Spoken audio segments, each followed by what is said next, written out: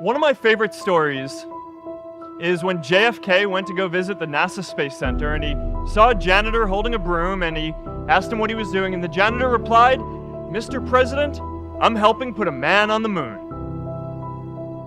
Purpose is that feeling that you are a part of something bigger than yourself, that you are needed, and that you have something better ahead to work for.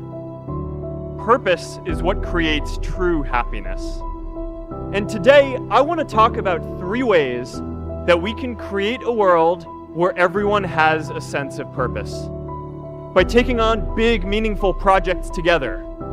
By redefining equality so everyone has the freedom to pursue their purpose. And by building community all across the world. So first, let's take on big, meaningful projects.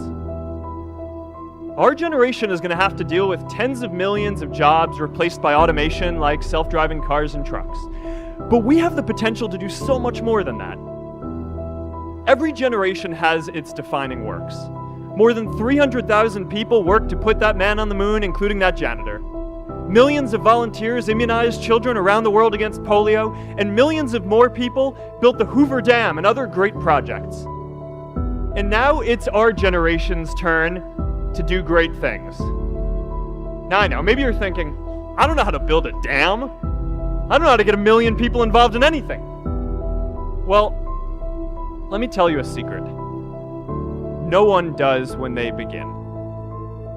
Ideas don't come out fully formed. They only become clear as you work on them. You just have to get started. Movies and pop culture just get this all wrong. The idea of a single eureka moment is a dangerous lie. It makes us feel inadequate because we feel like we haven't had ours yet. And it prevents people with seeds of good ideas from ever getting started in the first place.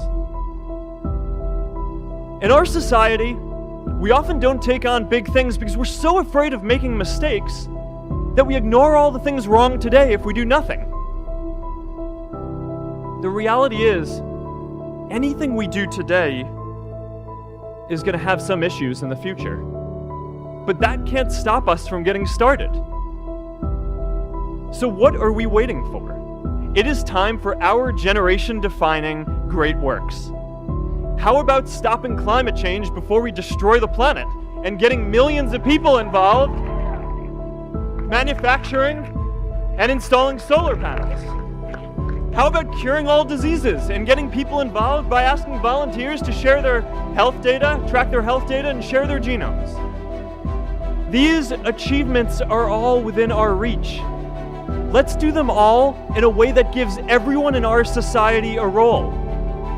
Let's do big things, not just to create progress, but to create purpose. The second is redefining our idea of equality so everyone has the freedom to pursue their purpose. Now, many of our parents had stable jobs throughout their careers, but in our generation, we're all a little entrepreneurial, whether we're starting our own projects or finding our role in another one. And, that's great, because our culture of entrepreneurship is how we create so much progress. An entrepreneurial culture thrives when it is easy to try lots of new ideas. Facebook wasn't the first thing I built. I also built chat systems and games, study tools and music players, and I'm not alone. J.K. Rowling got rejected 12 times before she finally wrote and published Harry Potter. The greatest successes come from having the freedom to fail. Now, today, we have a level of wealth inequality that hurts everyone. When you don't have the freedom to take your idea and turn it into a historic enterprise, we all lose. And right now, today, our society is way over-indexed on rewarding people when they're successful, and we don't do nearly enough to make sure that everyone can take lots of different shots. Now let's face it, there is something wrong with our system when I can leave here and make billions of dollars in 10 years, while millions of students can't even afford to pay off their loans, let alone start a business. I know a lot of entrepreneurs.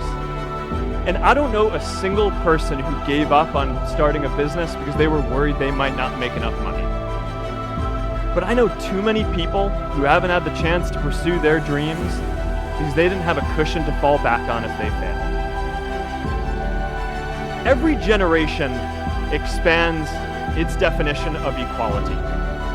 Previous generations fought for the vote and civil rights. They had the New Deal and Great Society. And now it's time for our generation to define a new social contract. We should have a society that measures progress not just by economic metrics like GDP, but by how many of us have a role we find meaningful. We should explore ideas like universal basic income to make sure that everyone has a cushion to try new ideas. And we're all going to make mistakes. So we need a society that's less focused on locking us up and stigmatizing us when we do. And as our technology keeps on evolving, we need a society that is more focused on providing continuous education through our lives. And yes, giving everyone the freedom to pursue purpose isn't going to be free. People like me should pay for it. And a lot of you are going to do really well, and you should too. But it's not just about giving money. You can also give time. And I promise you, if you just take an hour or two a week, that's all it takes to give someone a hand and help them reach their potential. Now, maybe you're thinking, that's a lot of time. I'm not sure if I have that much time. I used to think that. We can all make time to give someone a hand. Let's give everyone the freedom to pursue purpose, not just because it's the right thing to do, but because when more people can turn their dreams into something great, we are all better for it. Purpose doesn't only come from work. The third way we can create a sense of purpose for everyone is by building community. And in our generation, when we say purpose for everyone, we mean everyone in the world. In a recent survey of millennials around the world, asking what most defines our identity, the most popular answer wasn't nationality, ethnicity, or religion. It was citizen of the world. That's a big deal. Every generation expands the circle of people we consider one of us. And in our generation, that now includes the whole world. We understand that the great arc of human history bends towards people coming together in ever greater numbers, from tribes to cities to nations, to achieve things that we could not on our own. We get that our greatest opportunities are now global. We can be the generation that ends poverty, that ends disease. And we get that our greatest challenges need global responses too. No country can fight climate change alone or prevent pandemics. Progress now requires coming together, not just as cities or nations, but also as a global community. But we live in an unstable time. There are people left behind by globalization across the whole world. And it's tough to care about people in other places when we don't first feel good about our lives here at home. The purpose and stability in our own lives that we can start to open up and care about everyone else too.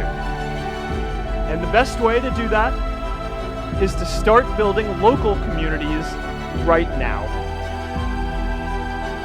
Change starts local.